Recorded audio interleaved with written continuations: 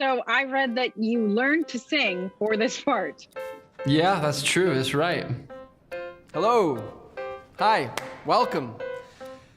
I'm Jonathan Larson. What does it take to wake up a generation? It would be a tragedy to give up what you have. Take off and fly.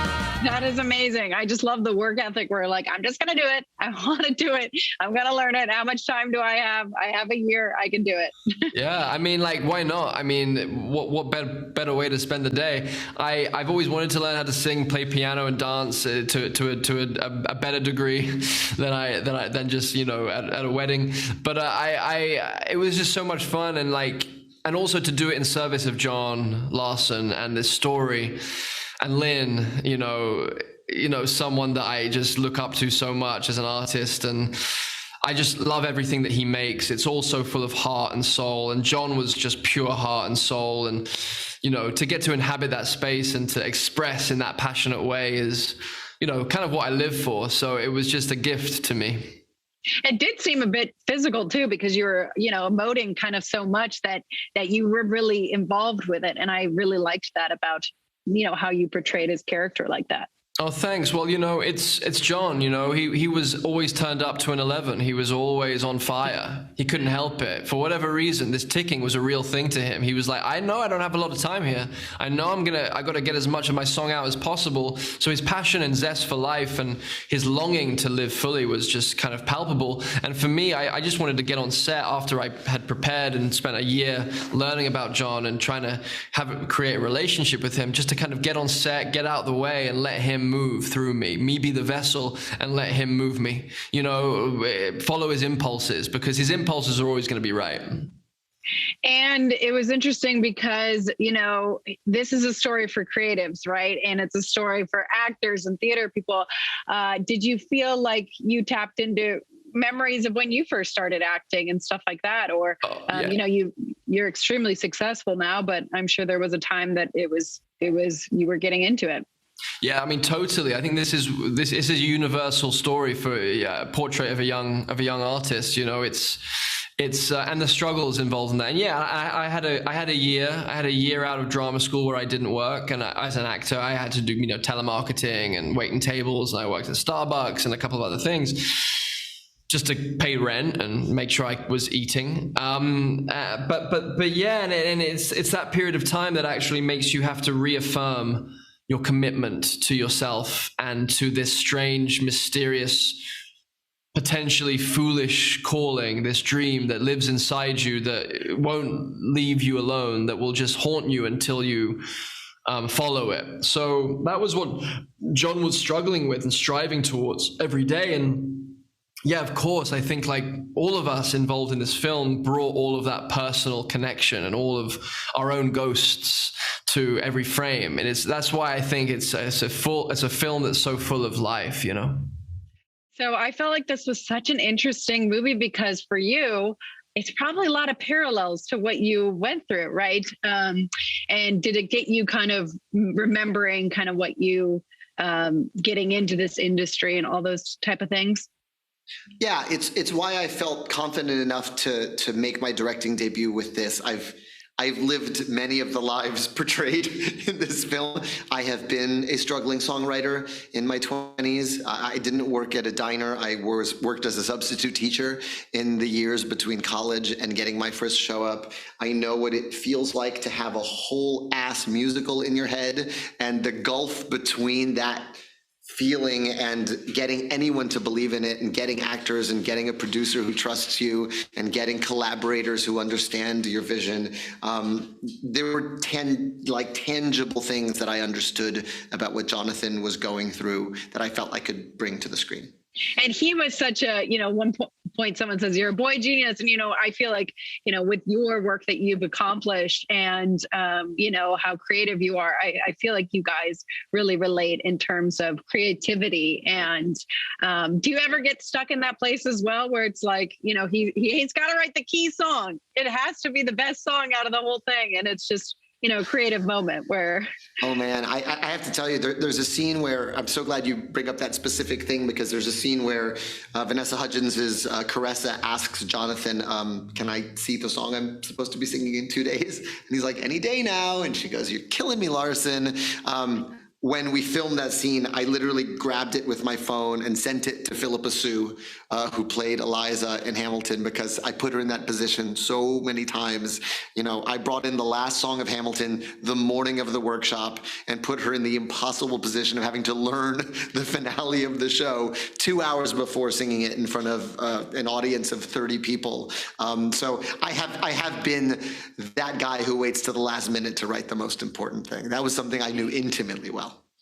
So how is it so meaningful being, this is your directorial debut? I want you to talk more about that. I mean, there must be a lot of meaning to that and that experience. Yeah, film was my first love. I grew up in my grandfather's VHS video store, Miranda Video, in Vega Alta, Puerto Rico, watching everything I could get my hands on. I couldn't afford to be a film major. I knew I wasn't going to be able to afford making a senior film. And every decision since Hamilton has been the film school I couldn't afford. Getting to work with Rob Marshall on Mary Poppins, getting to work with Tommy on Bob Fosse's work in Fosse Verdon. I just have been trying to put myself close to the people who know how to do this and learn whatever I could. So I really came at it as a student, and this is my first film. This is a movie for the creatives, right? It's like totally like the experience of someone who wants to go on directing and writing and acting and all the things. Can you guys talk a little bit about that? It is. It's a dedication to artists, in this case, specifically in the musical theater genre. You get to see day to day what it's like, the struggles, the support that you have to have, what it means to mount a piece of theater in New York, or just to have a dream. So this is definitely dedicated to all the artists out there at a time when I feel like we really need it. So grateful to be a part of that. And while this movie is centered on an artistic group in the 90s in the Lower East Side, the question and message of this movie is universal. It's, am I doing what I should be with the time that I have? And I feel like it's a really, really beautiful question to constantly ask yourself. Vanessa, I like that your character was really supportive. Like, she saw it in him that he was a genius, right? Can you talk more about that kind of support system that she gave to him? It is literally the quintessential musical theater support group. I grew up doing musical theater. That is my passion. That is where I feel the most at home and my fullest and my freest. And it really is such a community, and we lift each other up, because one person on the team's success is the entire group's, So it was really special, because I felt like I didn't even have to act. I really was there to support Andrew playing Jonathan, this other incredible, talented artist who we've lost, but that I want to support, So it just felt very magical.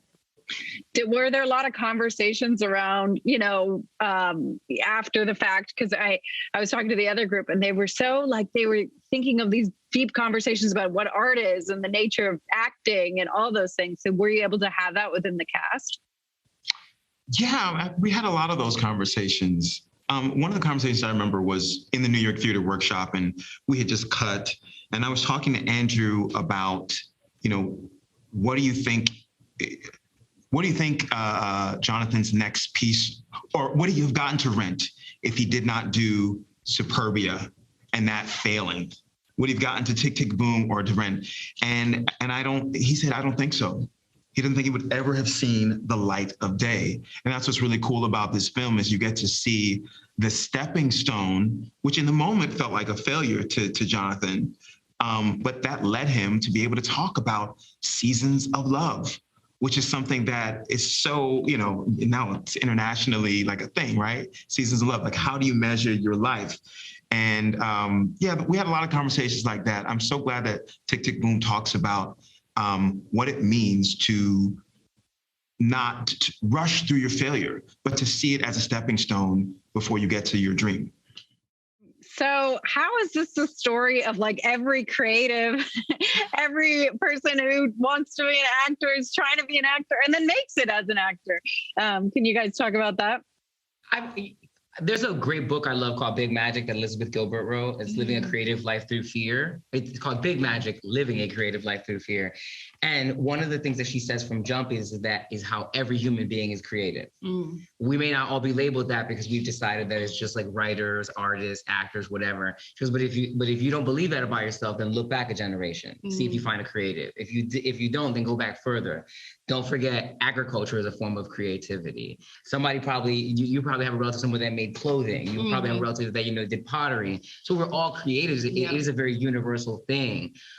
Even math is creative. If you have studied music composition, it's math. It's a science. I can barely subtract, let alone, put everything together. I did try though. I did try. And that was as close as I ever got to math. It was me trying to write out 16th notes. Yeah. But I will also say this in that there's also this thing though, because it's so specific the way it's presenting as with a writer, that I do think that there's something about us that we are receiving it in a deeper way, and we're kind of feeling very seen. And I think for folks who don't realize it's a story about a creative, they're kind of going in really vulnerable and getting sucker punched. And there's your ego plays with humility and imposter syndrome in such a funny way. And we kind of see that throughout this film with all the various artists. And I think that it can be so challenging, but also so self-preserving. It's a self-coping mechanism. In order to, when you say I'm not good enough, I'm not going to make it, that's your ego setting you up for coping with a possible failure. And we just have to put that to the wayside, because Jonathan Larson was brilliant and was so nervous about how it was going to be perceived by other people. And the sad thing is that he didn't get to see how much we appreciate and worship his work. It's one of the saddest things, but also one of the most beautiful aspects of the movie is that we are honoring that. And we're occupying, Steven said last night, he was like, I feel like I'm occupying a seat that's not mine. The seat was meant for Jonathan. And it struck me so hard because yes, we wish that he could have been here. And that's why we made this movie, was to celebrate him. And we felt like he was there on set with us. And I feel like he is here experiencing all of these beautiful, kind words about his work. Did you guys ever sit around, because you were a bunch of creatives, and have these kind of conversations of what art is and stuff? And these are the only types of conversations that we would have. Annoyingly so. Our entire cast, we're not afraid of the depth of what we do, and we're devout to our creativity, and we love discussing it and just bouncing being existential about it. And I think that us all being Jonathan Larson fans, he did that with his art. So it's no wonder that we would be those types of artists growing up with his work. Is we're going to dive deep and be existential, and we're going to really fine tune our own psyches together, especially with COVID hitting and us coming back before there was a vaccine. We were asking that question, okay, why are we doing this? Why are we coming back to this? And the conversations that we would have was, we're doing it for Jonathan, we're doing it for Lynn, we're doing it for our crews, and respecting and honoring them. Keep going, okay? Actions speak